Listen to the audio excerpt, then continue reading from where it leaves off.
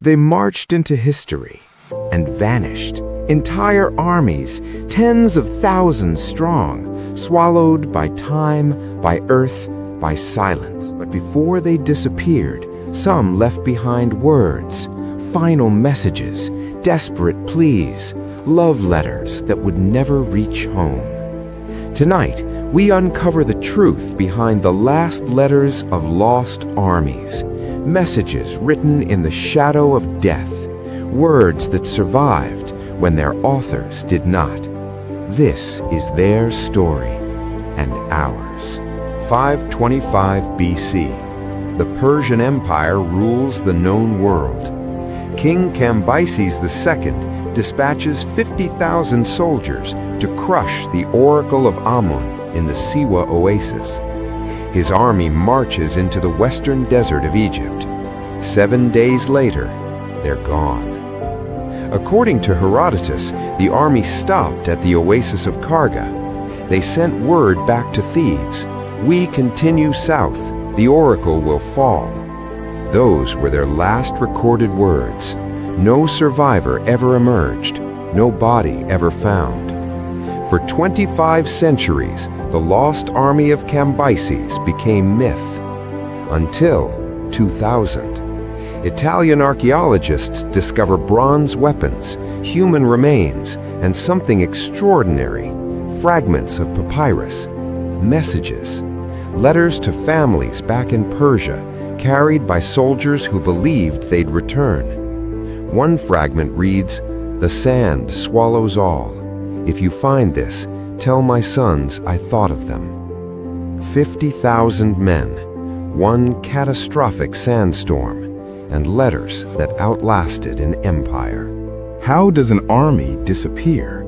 Not a platoon, not a squad, an entire military force erased from existence. History repeats this dark pattern more often than you'd imagine. The 9th Legion of Rome, 5,000 men, vanished in Britain around 120 AD. The Chinese army of General Li Ling, 7,000 soldiers, lost in the Gobi Desert. The Russian Brusilov offensive battalions, 12,000 men, swallowed by the Carpathian Mountains in 1916. But here's what haunts researchers. These armies didn't just die. They vanished so completely that even their enemies couldn't explain it. No mass graves, no evidence of slaughter, just absence. And in that absence, letters, always letters. Scraps of humanity left behind by men who knew something terrible was coming. August 12, 1915, the Gallipoli Campaign.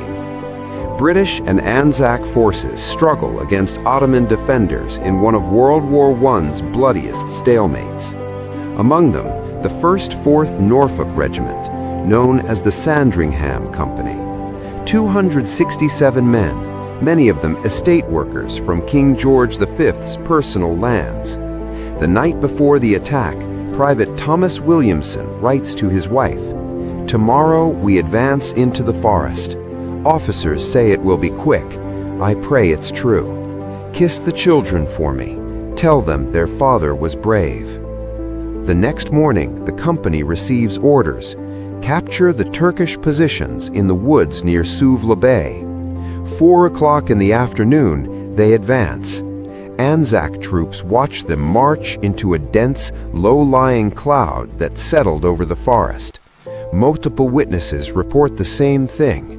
The Norfolks enter the mist and never come out. Not one man.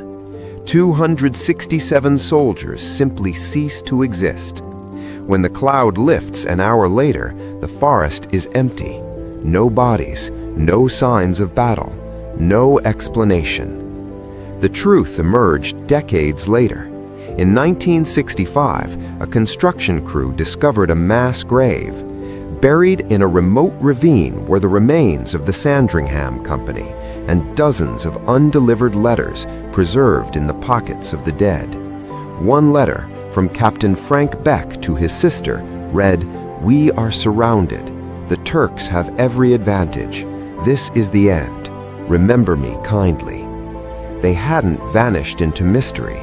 They'd been massacred, buried, and forgotten, erased from history by the fog of war. Why did they write? These soldiers, facing annihilation, knew their words might be all that survived. In the moments before death, they didn't curse their enemies. They didn't rage against fate. They wrote of love, of home, of ordinary things made sacred by circumstance. A Roman centurion, buried in the British mud for 1,800 years, carried a letter to his son. "Be strong, honor your mother, remember that I loved you beyond measure." A Confederate soldier at Gettysburg scrawled to his wife, "I hear the cannons, there's no time, you were my greatest joy." A Soviet rifleman, frozen in the siege of Leningrad, left this, "I no longer feel the cold, I think of summer, of your smile. If I close my eyes, I'm home."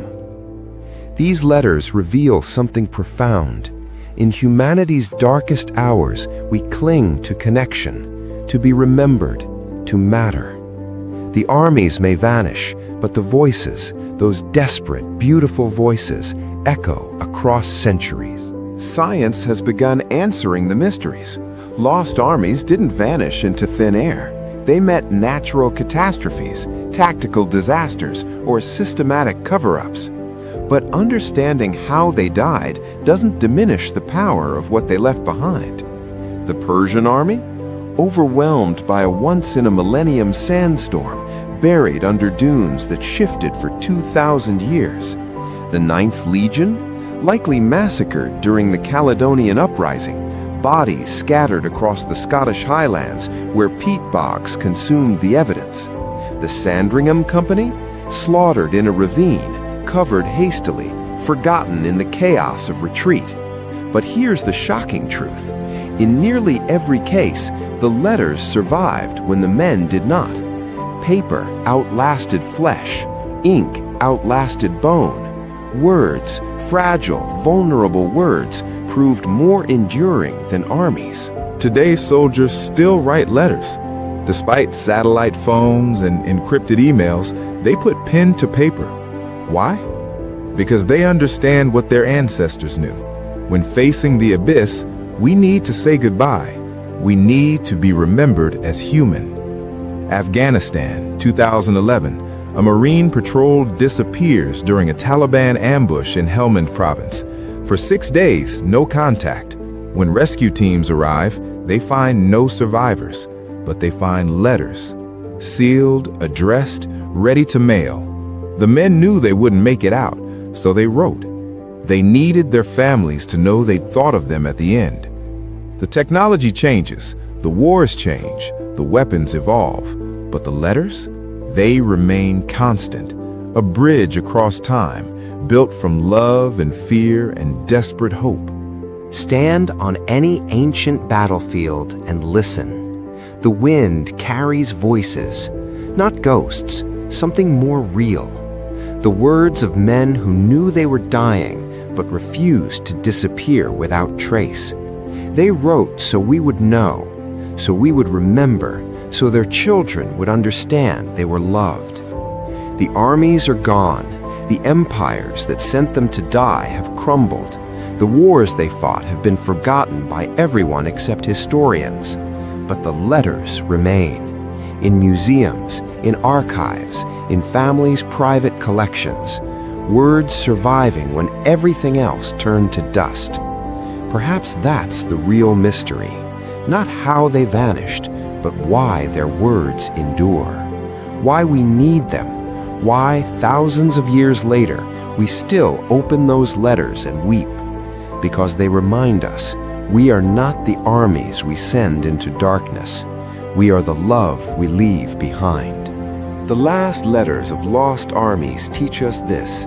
Empires fall, but love persists. Armies vanish, but words remain. And in the end, it's not the battles we fought that define us. It's the people we fought to return to. We are the keepers of their words now, the custodians of their final thoughts, and we owe them this, to remember, to honor, to understand that in every sealed envelope, In every scribbled line is proof that love survives what war destroys.